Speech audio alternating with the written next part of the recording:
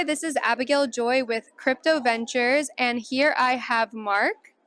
Szuszkiewicz, Mark Szuszkiewicz. Okay, I didn't know how to say your last name, Most so people thank don't. you. I won't hold it against you. Mark for NY on social media.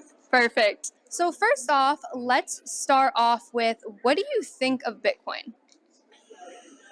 I'm like mixed views on it. Like I like some aspects of it that the government can control it, but in some ways the government not being able to control it is a bad thing too. Like, with financial services, my background was a financial advisor. You have regulation with stocks where if you own 5% or more of a particular stock, you're considered an insider, and you can't just pump and dump your entire, net worth. So hypothetically with Bitcoin, you could have somebody like Soros or any of these billionaires just buy up a large chunk of Bitcoin, pump the market value up and then dump their share. So they could do a pump and dump and it's not regulated. So I think a lot of the average people lose out on that. So there's pros and cons to it. But Right. So typically, you have customer service and you're able to, talk to somebody if you have an issue with your money, fraud, or anything like that.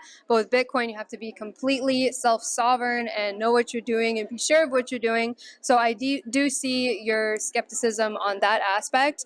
But do you see Bitcoin maybe as a solution for inflation at all? Because there is only a set amount, 21 million Bitcoin in circulation once they're all mined.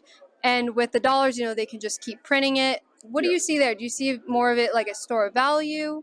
Yeah, definitely. I mean, when it comes to, that's like supply and demand, basically. And, the dollar, the Democratic Party just has a money grows on trees mentality where let's just, send millions of dollars over to Africa for gender studies programs, like, or give people free crack pipes, or, all this ridiculous spending. So that ends up leading to inflation. They're paying all these pharmaceutical companies for these free shots and these $100 bonuses. That all comes from taxpayers' dollars, and they're just printing out more and more money. It's devaluing our currency. So that is one of the many advantages. I don't want to seem like I'm completely negative on the concept of Bitcoin. I thought it was a great thing when it first came out. It still has its advantages. I'm just worried about like the corruption aspect on like the billionaires being able to take advantage and profit a little bit more than the average Joe.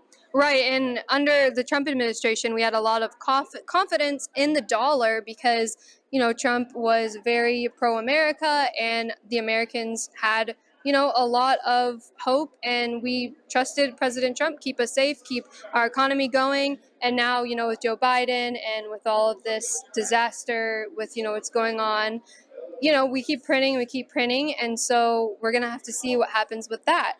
Do you think that they might try to digitize the dollar?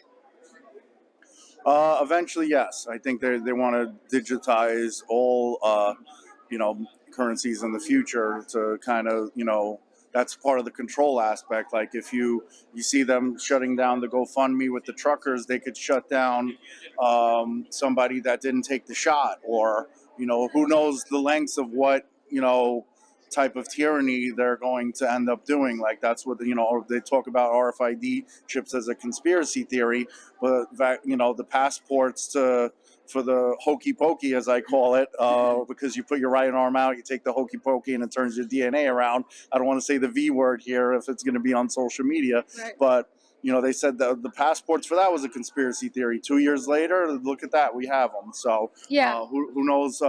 There's no limit to the tyranny that the government is looking to do, and we keep giving them power by complying. So it's don't complain, just don't comply, and that's it. On social media, this man is at every event, every biggest thing going on, fighting for freedom. He's so amazing. Go follow him on social media. Check out his website.